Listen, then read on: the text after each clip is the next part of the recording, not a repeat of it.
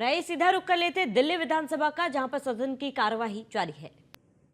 High court ने जो टिप्पणियां की है इस पूरे मामले में, उससे आपको स्पष्ट हो जाएगा कि सीएजी की रिपोर्ट को किस तरह से दबाया गया। हाई कोर्ट के फैसले में कहा गया 39 para 39, it would be supervised of the constitutional mandate to withhold these reports from the legislature for an inordinately long period after the same have been forwarded by the CAG to the concerned government। मैं इसका अनुवादित पक्ष पढ़ रहा हूं।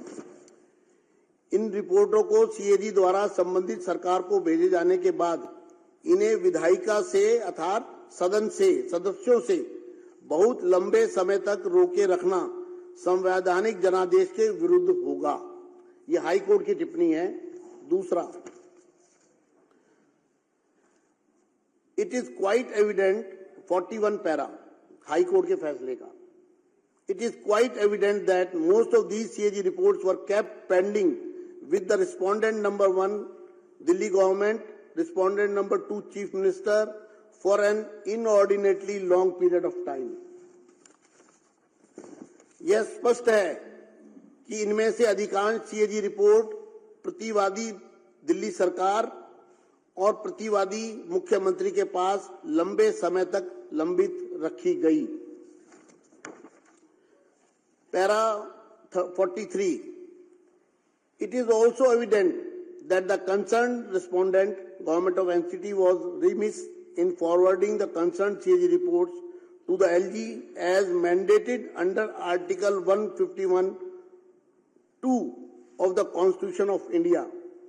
Even after this aspect was staunchly agitated by filing writ petition bearing number WP 15341/2024। Court ने कहा, यह भी स्पष्ट है कि संबंधित प्रतिवादी दिल्ली सरकार ने भारत के संविधान के अनुच्छेद 151(2) के तहत उपराज्यपाल को संबंधित सीएजी रिपोर्ट अग्रेषित करने में लापरवाही बरती, जब जानबूझकर उसको रोके रखा, जबकि इस पहलू को रिट याचिका दायर करके जोरदार तरीके से उठाया गया था। अर्थात संविधान की अनुच्छेद 151(2) का खुला उल्लंघन हुआ और उस अनुच्छेद के अनुसार सरकार को यह रिपोर्ट एलजी के पास समय रहते भेजनी थी, लेकिन जानबूझकर सरकार ने रिपोर्ट को अपने पास दबाए रखा। ये हाई कोर्ट ने, ये जब आप लोग चर्चा में भाग लें तो आपको तथ्य आपके समक्ष होने चाहिए। Para 45, even thereafter the respondent Government of Delhi did not act with alacrity in the matter। इसके बाद भी दिल्ली सरकार ने मामले में तत्परता से काम नहीं लिया। कोर्ट में आने के बाद भी सरकार अड़ी रही रिपोर्ट को अपने पास दबा के रखने में। 46, ये हाई कोर्ट की टिप्पणियां पढ़ रहा हूं जो किस प्रकार से संवैधानिक शक्तियों का उल्लंघन हुआ है, किस तरह से रिपोर्ट को छुपाया गया है। 46, it is quite evident there has been an inordinate delay on the part of the respondent Government of Delhi in taking requisite steps for laying the CAG reports before the Legislative Assembly.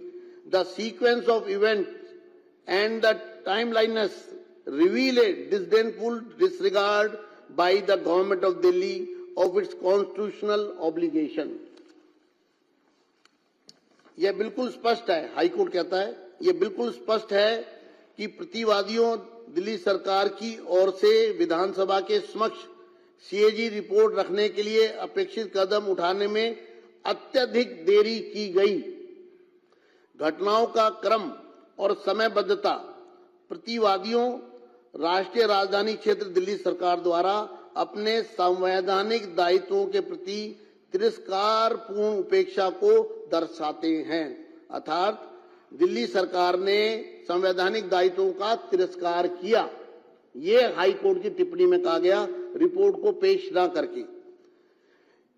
ये माननीय, these are the words of the Honorable High Court. These are very critical and strong observations.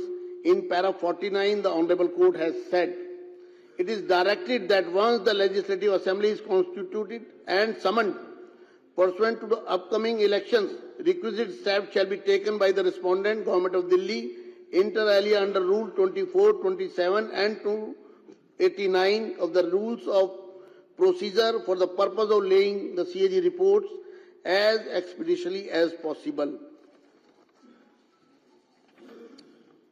यह माननीय उच्च न्यायालय के शब्द है। यह बहुत ही गंभीर और कड़ी टिप्पणी है। इसके अलावा पैरा 49 में माननीय न्यायालय ने कहा है, यह निर्देश दिया जाता है कि आगामी चुनावों के बाद जैसे ही विधानसभा का गठन होता है और सदन को आहूत किया जाता है, दिल्ली सरकार द्वारा अन्य बातों के साथ साथ प्रक्रिया नियमों के नियम 24, 27 और 289 के तहत सीएजी रिपोर्ट को यथाशीघ्र सदन के पटल पर रखने के लिए आवश्यक कदम उठाए जाएं। अतः यह बहुत ही खुशी की बात है कि नई सरकार द्वारा माननीय उच्च न्यायालय के निर्देश के मद्देनजर और अपने हमारे साथ संवाददाता पीयूष तिवारी जुड़ चुके हैं। पीयूष, आज कैग रिपोर्ट के पहला पार्ट जो है वो पेश हो चुका है विधानसभा में और उसी पर स्पीकर अभी बता भी रहे थे किस तरीके से हाईकोर्ट ने तमाम टिप्पणियां की है पिछले सरकार को लेकर। क्या कुछ पूरी जानकारी, जो पहला रिपोर्ट पेश किया गया उसमें क्या कुछ तमाम चीजें लिखी गई है?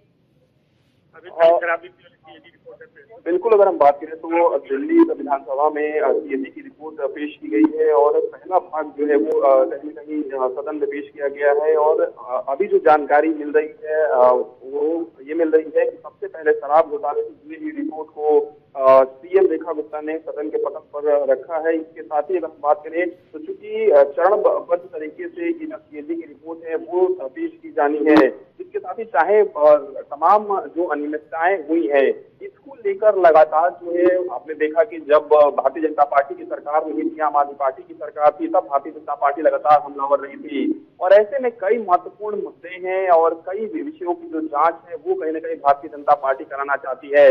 और ऐसे में सीएजी की जो रिपोर्ट अगर हम बात करें पेश हुई है, निश्चित रूप से अब वो जो प्रक्रिया है वो भारतीय जनता पार्टी की ओर से और या ये कहें कि दिल्ली सरकार की ओर से शुरू हो गई है। क्योंकि आज आपने देखा कि जब विधानसभा की कार्रवाई शुरू हो रही थी तब आपने देखा कि चाहे वो दिल्ली की पूर्व मुख्यमंत्री आतिशी की बात करें, उनके साथ तमाम जो विधायक हैं वो विधानसभा के बाहर यानी कि विधानसभा परिसर में ही, लेकिन जहां पे कार्रवाई चलती है उसके बाहर बाबा साहब की तस्वीर लेकर लगातार प्रदर्शन किया गया और कहीं न कहीं ये कहा गया कि बाबा साहब की तस्वीर को भारतीय जनता पार्टी ने हटाया।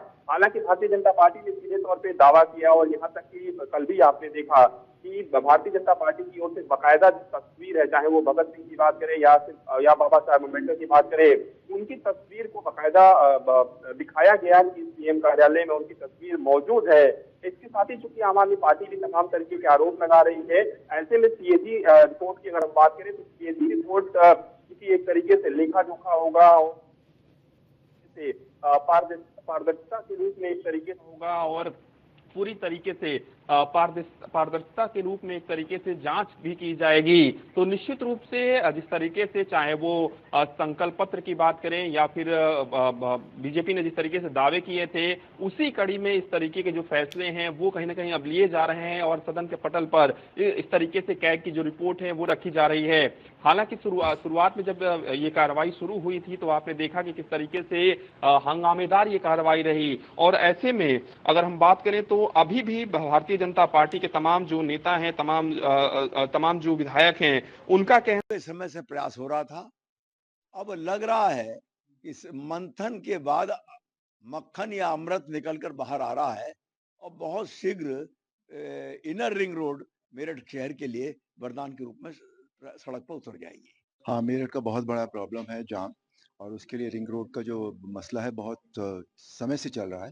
लेकिन आज की जो बैठक हुई उसमें सभी जनप्रतिनिधि भी थे और सभी ऑफिसर्स भी थे। तो हल निकला है और बहुत जल्द। रही सीधा रुख कर लेते दिल्ली विधानसभा का, जहां पर सदन की कार्यवाही जारी है। हाई कोर्ट ने जो टिप्पणियां की है इस पूरे मामले में,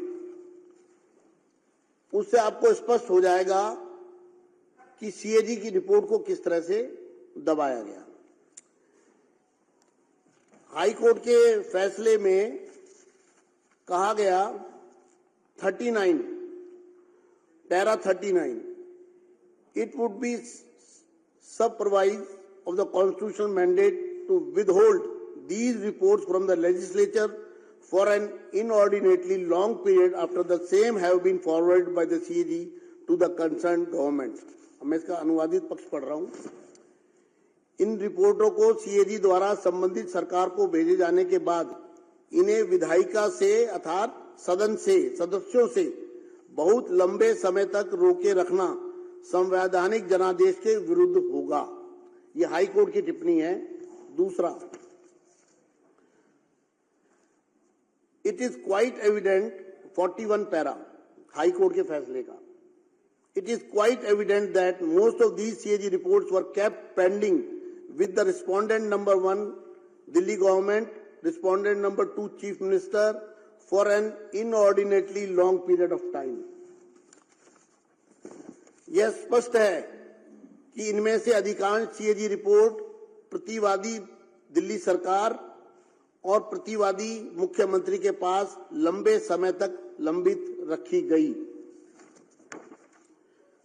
Para 43, it is also evident that the concerned respondent, Government of NCT, was remiss in forwarding the concerned CAG reports to the LG as mandated under Article 151(2) of the Constitution of India. Even after this aspect was staunchly agitated by filing writ petition bearing number WP 15341 2024। Court ने कहा यह भी स्पष्ट है कि संबंधित प्रतिवादी दिल्ली सरकार ने भारत के संविधान के अनुच्छेद 151(2) के तहत उपराज्यपाल को संबंधित सीएजी रिपोर्ट अग्रेषित करने में लापरवाही बरती, जब जानबूझकर उसको रोके रखा, जबकि इस पहलू को रिट याचिका दायर करके जोरदार तरीके से उठाया गया था। अर्थात संविधान की अनुच्छेद 151(2) का खुला उल्लंघन हुआ और उस अनुच्छेद के अनुसार सरकार को यह रिपोर्ट एलजी के पास समय रहते भेजनी थी, लेकिन जानबूझकर सरकार ने रिपोर्ट को अपने पास दबाए रखा। ये हाई कोर्ट ने, ये जब आप लोग चर्चा में भाग लें तो आपको तथ्य आपके समक्ष होने चाहिए। Para 45, even thereafter the respondent Government of Delhi did not act with alacrity in the matter। इसके बाद भी दिल्ली सरकार ने मामले में तत्परता से काम नहीं लिया। कोर्ट में आने के बाद भी सरकार अड़ी रही रिपोर्ट को अपने पास दबा के रखने में। 46, ये हाई कोर्ट की टिप्पणियां पढ़ रहा हूं जो किस प्रकार से संवैधानिक शक्तियों का उल्लंघन हुआ है, किस तरह से रिपोर्ट को छुपाया गया है। 46, it is quite evident there has been an inordinate delay on the part of the respondent Government of Delhi in taking requisite steps for laying the CAG reports before the Legislative Assembly. The sequence of events and the timeliness reveal a disdainful disregard by the Government of Delhi of its constitutional obligation।